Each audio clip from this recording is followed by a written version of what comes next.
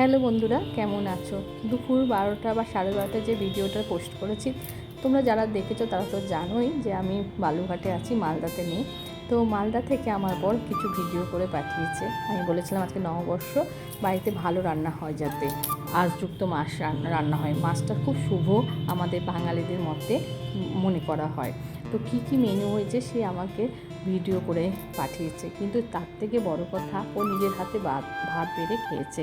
এবং আমি বলেছিলাম সব যেমনভাবে আমি দিই গুছিয়ে গেছে ওইভাবে ভাত বেড়ে খাবে। তো ঠিক তাই করেছে এবং সেটাও ভিডিওতে পাঠিয়েছে, আমি সেটাও তোমাদের সঙ্গে শেয়ার করছি।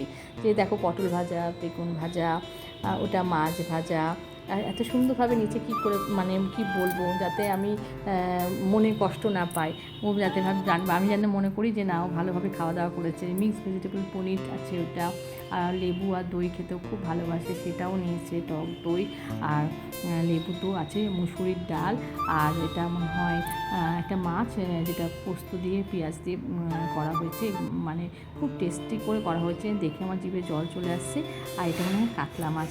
এই ছিল আপডেট বন্ধুরা। Bye bye.